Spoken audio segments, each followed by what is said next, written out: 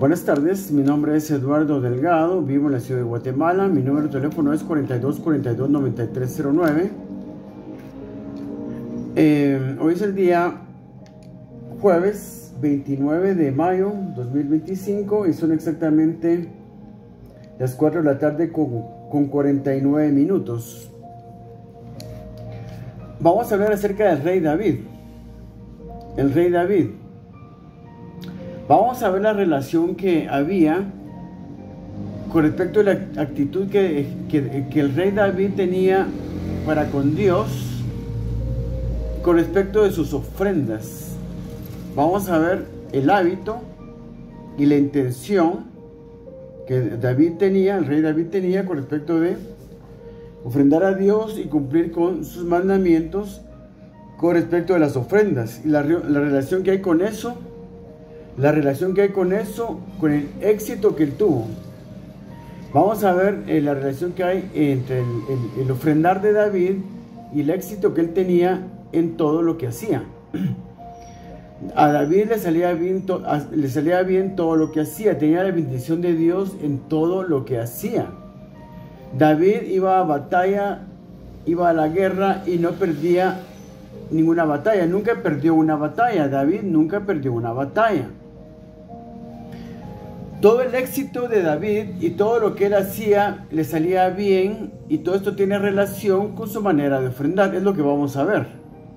Al final vamos a ver cómo murió David. ¿Cómo murió? Dice aquí, lo vamos a leer el pasaje ya de último, que el rey David murió lleno de días, o sea, de una vida larga. El rey David murió lleno de días, de riqueza, de riquezas y de gloria. Para muchas personas que no entienden bien el mensaje de la Biblia o tienen una mentalidad muy pobre, y no quiero ofender a nadie, pero así es. Hay gente que tiene una mentalidad, no le entra nada. No le entra nada. No entienden bien las cosas. Para muchas personas el rey David, cuando mencionan al rey David, únicamente piensan en un hombre adúltero, pecador, pervertido, perverso, un asesino, por la situación aquella que se dio entre el rey David y todo lo que pasó después de que él conoció a Betsabé, esposa de Urías Eteo. Todos conocemos la historia. Como el rey David mira a Betsabé desde la terraza de su palacio. Su palacio era muy alto. Podía ver las otras casas hacia abajo. Estando en su terraza, podía ver las otras casas hacia abajo. Vio en una casa a una mujer que se estaba bañando en su terraza. Vio que era demasiado hermosa. La codició, la llevó a su palacio, durmió con ella, ella resulta embarazada. Y en ese tiempo las mujeres casadas que resultaban embarazadas de otra persona, que habían cometido adulterio, eran lapidadas, o sea que eran apedreadas. Por evitar eso, él tuvo que ocultar la relación que había tenido, o tenía que ocultar la relación que había tenido con Betsabé, porque si no la iban a matar a ella. Él no iba a poder evitar que la mataran. ¿Qué hizo? Entonces trajo a su esposo, que estaba en guerra, estaba con el ejército, estaban guerreando, estaban con el ejército.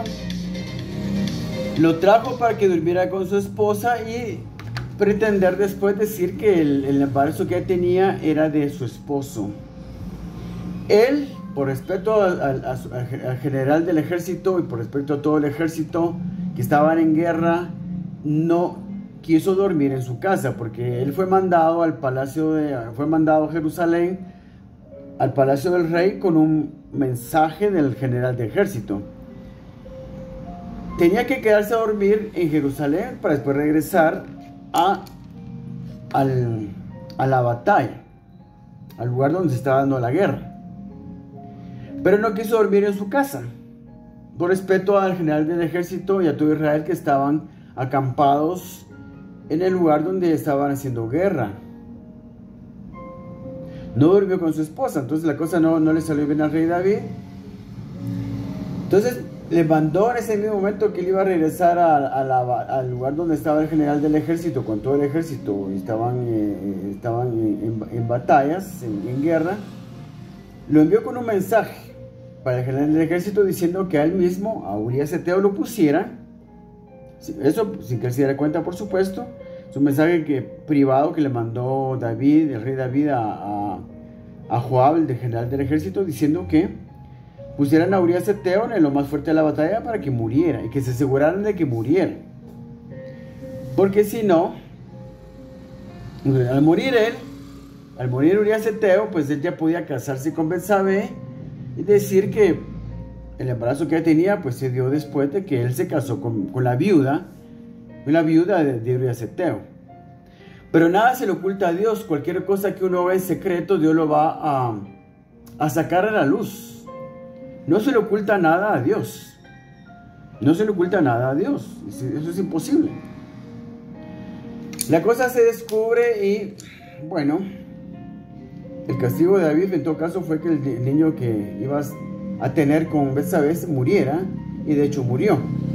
Pero prácticamente él mandó a matar a Urías Eteo. No solo cometió adulterio, mintió, tuvo que decir muchas mentiras, tuvo que engañar a mucha gente, y encima de eso prácticamente lo mandó a matar, porque con la espada de los filisteos mandó a matar a Urías Eteo.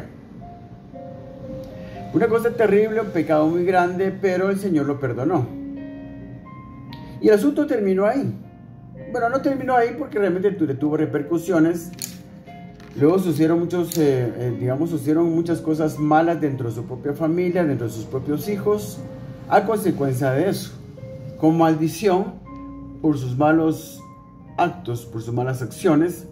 El mismo profeta Natán creo que fue el profeta Gad que le dijo que por lo que había hecho su vida el Señor le había perdonado la vida, no le iba a quitar la vida, pero que muchas, iban a haber muchas maldiciones en su propia familia, entre sus propios hijos, a consecuencia de esto, y así fue. No vamos a ir más lejos con esto, pero yo sí lo que quiero dejar claro es de que el Señor perdonó a David. A pesar de que iban a haber consecuencias por lo que hizo, iban a haber muchas maldiciones y cosas malas iban a pasar dentro de su propia familia, y así fue, porque lo podemos ver ahí en los libros de Samuel, que así fue. Tanto que un hijo quiso quitarle el trono y tuvo que salir huyendo de Jerusalén para salvar su vida. Su vida estaba en peligro por consecuencia de su hijo Absalón, que quería arrebatarle el reino. No lo logró, pero sí lo puso en una situación bastante delicada, bastante comprometida. Pero estoy contando toda esta historia de David para dejar claro de que David fue mucho más que eso. Si uno lee los libros de Samuel, donde aparece David por primera vez, el primer libro de Samuel, el segundo libro de Samuel, el primer libro de los Reyes. No. Lo de David está en Primera Samuel, primero y segundo libro de Samuel, y se vuelve a repetir toda la historia de David con otros detalles en el primer libro de las Crónicas. Entonces, si uno lee estos libros y los lee con calma, despacio, para entenderlos, se da cuenta que David fue mucho más que un hombre adúltero y que un asesino. Y se repite varias veces en los libros de Samuel, incluso lo menciona, no me recuerdo quién lo menciona, en el Nuevo Testamento lo menciona, no recuerdo quién lo menciona, pero alguien lo menciona en el Nuevo Testamento. Menciona que David fue un hombre conforme al corazón de Dios. Es posible que sea Esteban cuando está interpelado por los líderes de Israel, entonces llevado a juicio, Esteban, antes de que fuera apedreado.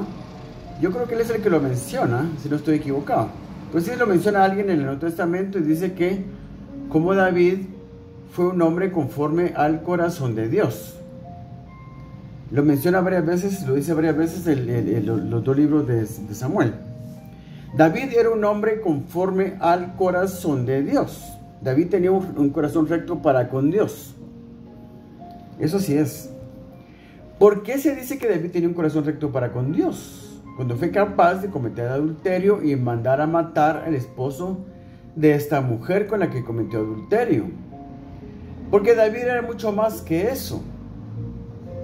David tenía un corazón recto para con Dios porque David amaba a Dios y quería siempre andaba buscando complacer a Dios por puro amor a Dios.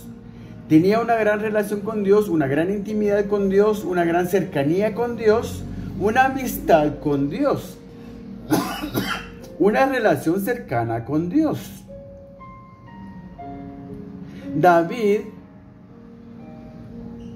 tenía lo que nosotros los cristianos, los nacidos de nuevo, tenemos que tener. Una relación activa con Dios, cercana con Dios, cotidiana con Dios, digo cotidiana. Tenemos que tener una relación cotidiana con Dios. ¿Qué es una relación cotidiana? Una relación cotidiana es, digamos, como cuando un matrimonio que tiene 4 hijos, 5 hijos, una familia completa de un matrimonio, un esposo, una esposa y 5 hijos, hablan todos los días. Buenos días, mamá, al empezar el día. Ya me voy a la escuela. ¿Puedes prepararme el desayuno? Quiero comer esto, quiero comer lo otro. ¿Cuántas cosas no se hablan dentro de la familia durante todo el día? Se hablan muchas cosas. Son pláticas cotidianas, repetitivas.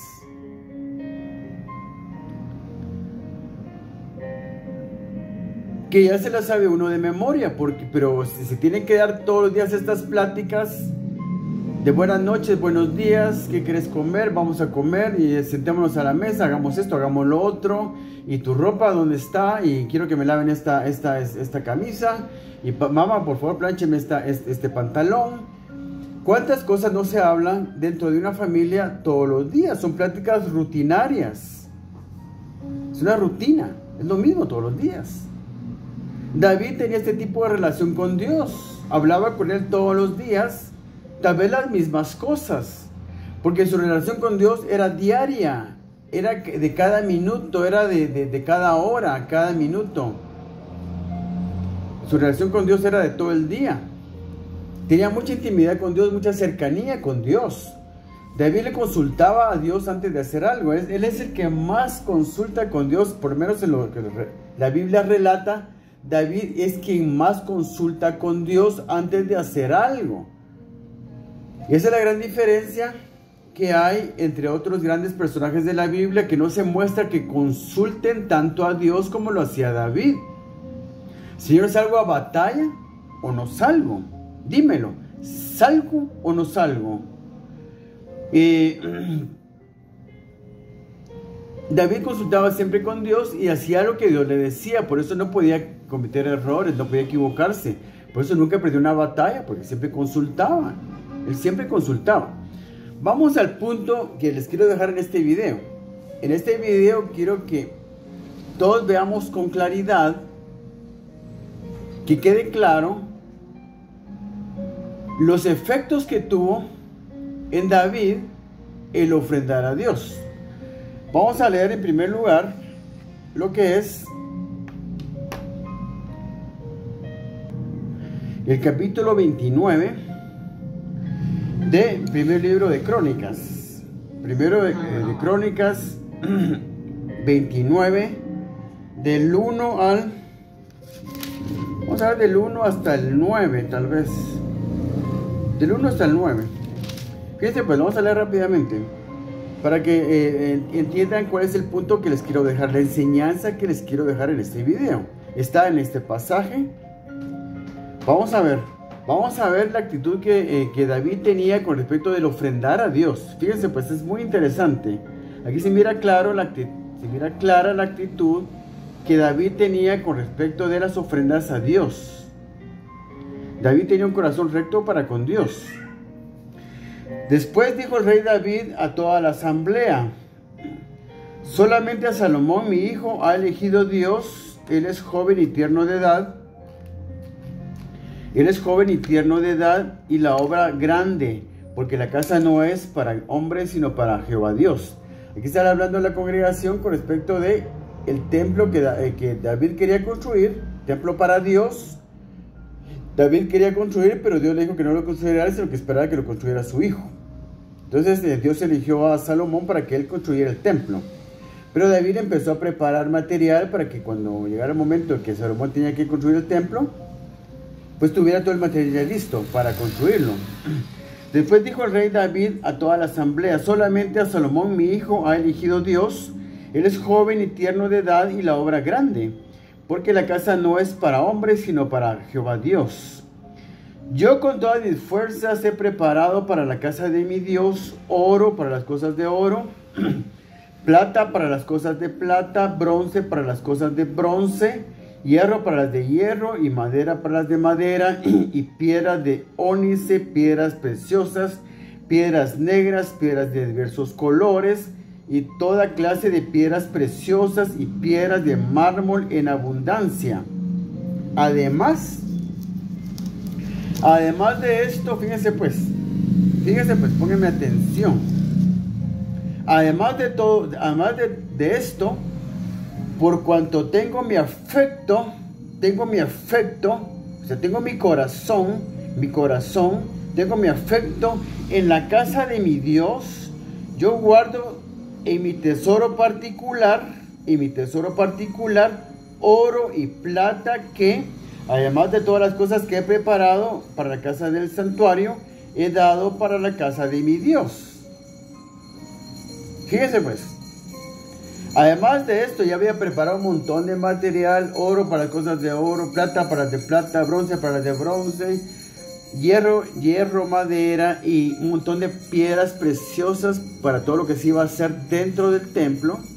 Aparte de las cosas, material que necesitaba para construir meramente el templo, había preparado todo tipo de material para el mobiliario y las cosas grandes y pequeñas que se iban a poner adentro del templo. Por eso había preparado también muchas piedras preciosas. Además de todo eso, dice aquí: además de esto, por cuanto tengo mi afecto, mi corazón en la casa de mi Dios, yo guardo en mi tesoro particular oro y plata que, además de todas las cosas que he preparado para la casa del santuario, he dado para la casa de mi Dios. Escuché por ahí un comentario que el tesoro particular de David, él le había dado lo que se calculaba en aquel momento que escuché ese comentario, hace un montón de años. Se calculaba que le había ofrendado en ese momento 15 millones de dólares, se calculaba más o menos en 15 millones de dólares. Yo pensaría realmente que fue mucho más. Él no tenía límites para ofrendar a Dios, él no tenía límites. Si vamos a construir un templo para Dios, lo vamos a hacer bien y va a ser la cosa más preciosa que pueda haber, porque es para mi Dios. David decía: esto es para mi Dios. Él merece lo mejor de lo mejor, porque Él es Dios. Él merece lo mejor. Entonces dice: además de todas las cosas que he preparado para el santuario, he dado para la casa de mi Dios. 3,000 talentos de oro. Eso es lo que ya está especificando aquí cuánto fue del tesoro personal de él, lo que dio. 3,000 talentos de oro. Por eso que hay ciertas personas hicieron un cálculo ahí de que pues, era más o menos 15 millones de dólares, pero yo realmente pensaría que en esta ocasión tal vez dio 15 millones de dólares, pero él antes de eso y después de eso dio mucho más. Él le gustaba ofrendar. Él encontraba, ya le había agarrado el saborcito a ofrendar porque él miraba que las cosas le salían bien. David miraba que las cosas le salían bien, miraba alrededor y estoy prosperando, voy a salir a batalla, gano la guerra, voy a pelear contra Amón, gano la batalla, tomo los tesoros de Amón, voy a pelear con los filisteos, le venzo a los filisteos, tomo los tesoros de los filisteos, peleo contra los sirios, venzo a los sirios y tomo los tesoros de los sirios. ¿Y todo por qué? Decía él. Porque ofrendo. ¿Cómo no voy a ofrendar a Dios? Él me da la victoria, me da la victoria en todas mis batallas. Yo sé que Dios me bendice porque mi corazón es recto para con Dios y no le niego nada. Yo no le niego nada a Dios. Él merece ofrendas, yo se las doy y Él me bendice. David sabía eso. Lo sabía perfectamente. La relación que había entre el ofrendar y las bendiciones de Dios. Porque las bendiciones de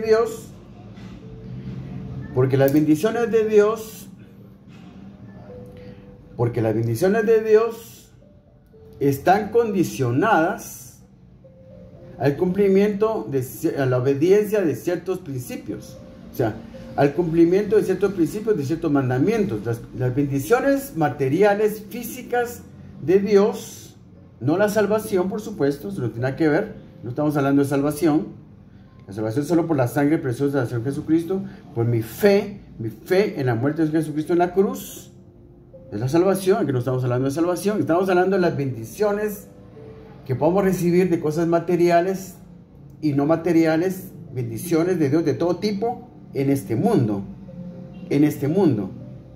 Protección, espiritualidad, entendimiento para comprender la palabra de Dios, protección, ya lo dije, digamos las cosas meramente materiales, prosperidad material, prosperidad en mi negocio, en mi trabajo, en mi profesión, en todo lo que haga, prosperidad en mi ministerio cristiano, porque hay mucha gente que tiene ministerios, pero unos nunca prosperan, siempre con sus 50 miembros en la iglesia, sentados todos los domingos, 50 personas desde hace 45 años, 50 personas, las mismas 50 personas todos los domingos se juntan, gente que nunca prospera en su ministerio, nunca mira algo nuevo, porque su corazón no ha sido recto para con Dios y no han cumplido con ciertos principios bíblicos, no viven conforme a la obediencia a la palabra de Dios. Hay otros siervos de Dios que se ganan la envidia de mucha gente y de muchos cristianos porque construyen grandes templos, tienen congregaciones grandes y tienen prosperidad en su ministerio. Las ofrendas a Dios nos dan prosperidad en todas las cosas. En el ministerio cristiano, en mi trabajo, en mi profesión, en mi negocio, en mi farmacia, en mi tienda, en mi panadería, en todas las cosas. En mi familia, tuve 7 hijos, todos son educados, todos son estudiosos, todos son jóvenes que activan en la iglesia, sirven en la iglesia. Todos estudian la Biblia, y tratan de entender la Biblia, tratan de estudiarla, de leerla, de orar todos los días. Mis hijos son buenos hijos. O sea, Dios me prospera en todas las cosas. Esto por las ofrendas. Las bendiciones de Dios están condicionadas al pago de ofrendas. Las bendiciones de Dios para este mundo, todo tipo de bendiciones, están condicionadas. Mucha gente no le va a gustar esto, pero yo lo escribí la Biblia. Yo solo la estudio, la leo para comprenderla. Las bendiciones de Dios están condicionadas al pago de ofrendas. David sabía eso.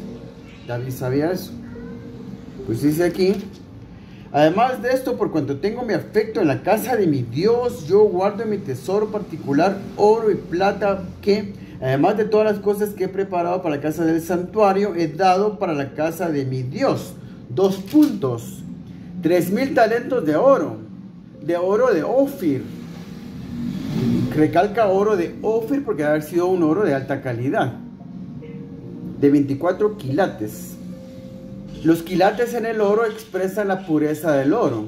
Yo creo que 24 quilates es lo más puro que puede ser el oro. Oro de 24 quilates. Los quilates determinan la pureza del oro. Por eso recalca aquí oro de Ofir, porque seguramente era el oro más puro, que se podía encontrar en ese tiempo. 3,000 talentos de oro de Ofir y 7,000 talentos de plata refinada para cubrir las paredes de las casas. Para cubrir las paredes de las casas, de las diferentes construcciones que iban a haber dentro del complejo del templo. Porque el templo era un complejo de varias construcciones. Y la construcción principal era meramente el santuario del templo. Oro pues para todas las cosas de oro, y plata para las cosas de plata, y para la obra para toda la obra de las manos de los artífices. Tiene que construir, tiene que fabricar, digamos, ¿cómo se llama esto? Diferentes, digamos, copas, cucharas, platos, vasos, digamos, también candelabros. Una serie de cosas que tenían que hacer los artífices. Necesitaba mucho material. Entonces, oro pues para las cosas de oro, y plata para las cosas de plata, y para toda la obra de las manos de los artífices. ¿Y quién quiere hacer hoy ofrenda voluntaria a Jehová? Termina diciendo esto al pueblo, porque está hablando con toda la congregación. ¿Y quién quiere hacer hoy ofrenda voluntaria a Jehová? Aquí está hablando de la ofrenda voluntaria. ¿Y quién quiere hacer hoy ofrenda voluntaria para Jehová? Para la construcción del templo.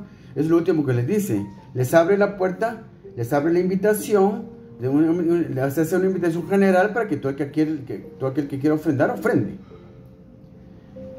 Entonces los jefes de familia y los príncipes de las tribus de Israel, jefes de millares y de centenas, con los administradores de la hacienda del rey, ofrecieron voluntariamente,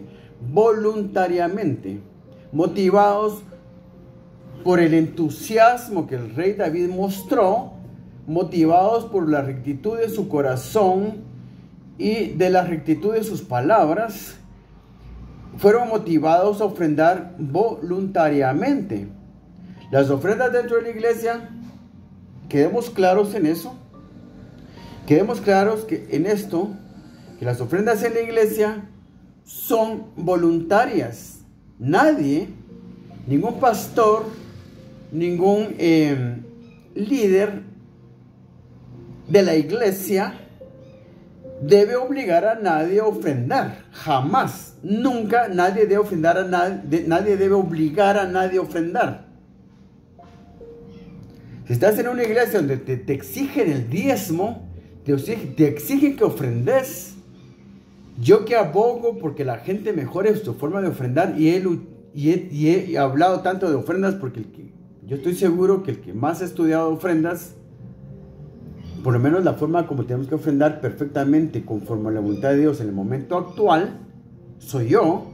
No escucho que nadie diga lo mismo que yo estoy diciendo. El que más aboga porque ofrendemos mejor voy a ser siempre yo, pero yo soy el primero en decirte que nunca permitas que nadie te obligue a ofrendar, porque las ofrendas son voluntarias. Si querés ofrendar, ofrenda, y si no querés, no lo hagas, que nadie te obligue. Nunca permitas que nadie te obligue. Estás haciendo una iglesia donde te obligan a ofrendar y a diezmar, cámbiate de iglesia, porque las ofrendas son voluntarias. Las ofrendas son un resultado de mi crecimiento espiritual.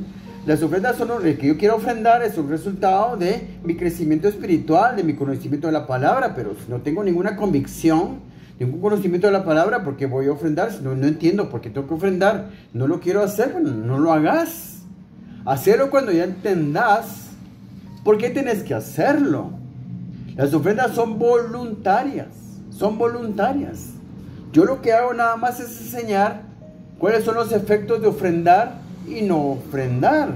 Si no ofrendas, traes a tu vida muchas maldiciones, y si ofrendas, traes a tu vida muchas bendiciones. Tan simple como eso. Eso es lo que la Biblia enseña.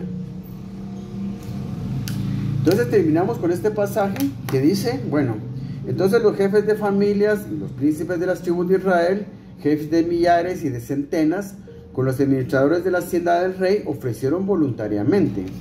Y dieron para el servicio de la casa de Dios 5,000 talentos y 10,000 dracmas de oro, 10,000 talentos de plata, 18,000 talentos de bronce y 5,000 talentos y todo el que tenía piedras preciosas, Y todo el que tenía piedras preciosas las dio para el tesoro de la casa de Jehová en mano de Jehiel Gersonita.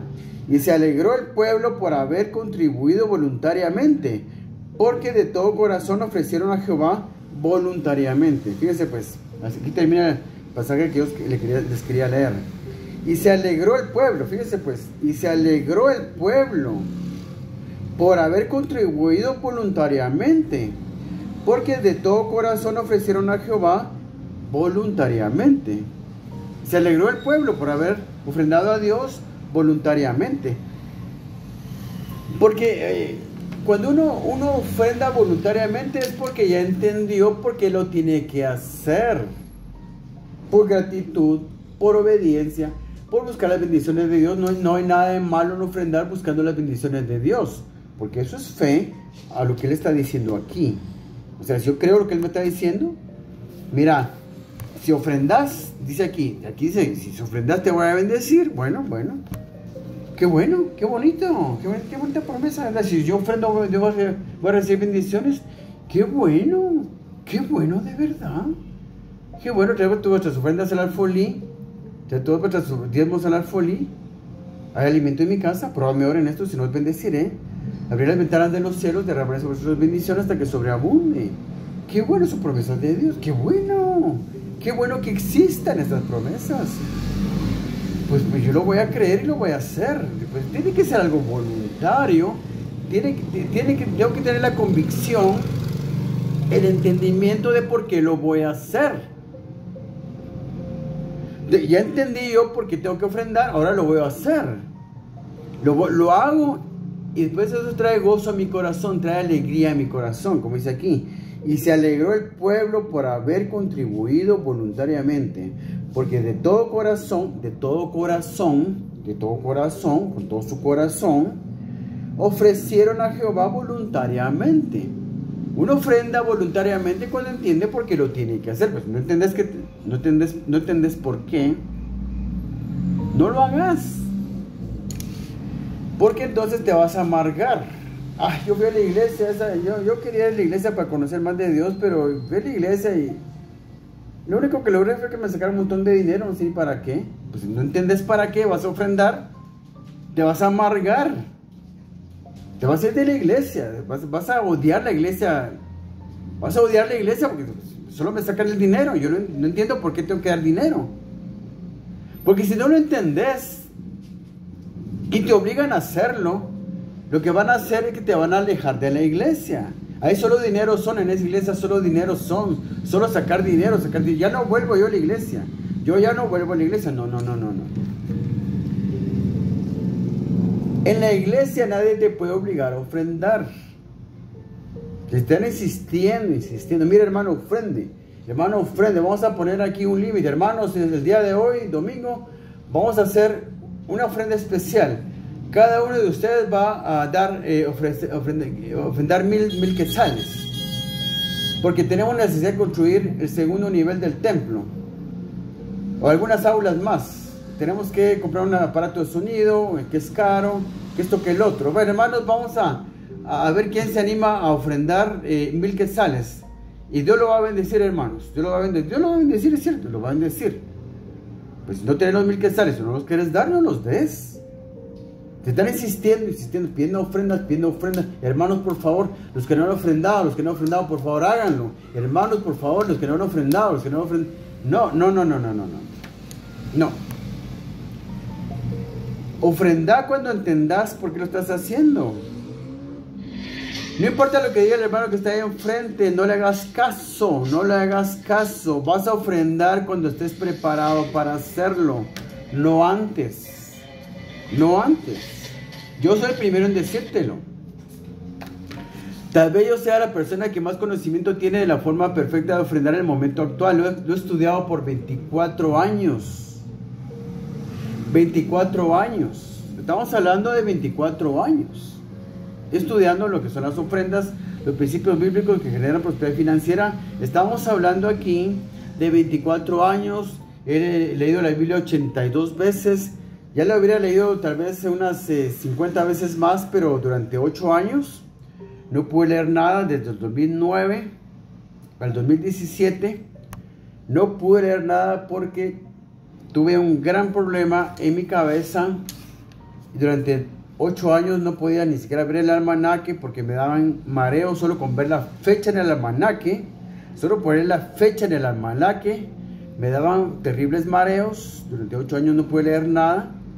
Si no fuera por eso había leído ya la Biblia unas 50 veces más, pero sí la he leído 82 veces. Estoy en mi lectura número 83 de la Biblia. Mucha gente cree que eso no significa nada, que leer haber leído la Biblia 82 veces no tiene ninguna importancia, porque nunca lo han hecho. Porque gente que ha leído la Biblia 1 o 2 veces cree que es lo mismo. Leer la Biblia 1 o 2 veces que leerla 82 o 83 veces creen que es lo mismo. Pero el hecho es de que yo he hecho esto para conocer la palabra de Dios con mayor exactitud y no hablar estupideces. Como se acostumbra actualmente, uno va a sentarse en la iglesia y muchas cosas son estupideces. Hay muchos errores en el bagaje teológico de todas las iglesias, en el bagaje teológico existente en la iglesia evangélica, en la iglesia católica. Hay grandes errores y nadie los quiere corregir porque todos están muy felices como están, todos están muy contentos como están y nadie quiere corregir los errores. Yo no voy a vivir con una mentira. Yo voy a conocer la Biblia con exactitud para poder obedecer la palabra de Dios con exactitud, para agradar a Dios. Para agradar a Dios solo puedo agradarlo si conozco su palabra con exactitud. Si quiero obedecer la palabra de Dios, tengo que conocerla con exactitud. Y fíjense pues, ya les mostré cuál era el corazón de David al momento de ofrendar. Ahora vamos a ver cómo murió David. Unos versículos más adelante, del mismo capítulo 29 del primer libro de Crónicas, nos dice cómo murió David. Vamos a los versículos 26 y 28. Primer libro de Crónicas, capítulo 29. Estamos en el capítulo 29 del primer libro de Crónicas. Vamos ahora a los versículos 26 al 28. Fíjense pues, ahora vamos a ver cómo le fue en la vida a David. ¿Cómo murió? ¿Cómo murió David? ¿Cómo le fue en la vida? Se ve por la forma en que murió, por las condiciones en que murió. Fíjense pues cómo murió David. Versículos, capítulo 29 del primer libro de Crónicas, versículos 26 al 28, dice aquí. Sí, 26 al 28. Fíjense pues. Dice: muerte de David. Así reinó David, hijo de Isaí, sobre todo Israel. Después de cuenta todo lo que contó de David, dice: así reinó David, hijo de Isaí, sobre todo Israel. El tiempo que reinó sobre Israel fue 40 años. 7 años reinó en Hebrón y 33 reinó en Jerusalén. Reinó 40 años sobre Israel, 7 en Hebrón y 33 en Jerusalén. Fíjense pues. Pónganme atención. Y murió en buena vejez. Murió en buena vejez, lleno de días, de riquezas y de gloria. Y murió en buena vejez, lleno de días, de riquezas y de gloria. Y reinó en su lugar Salomón su hijo.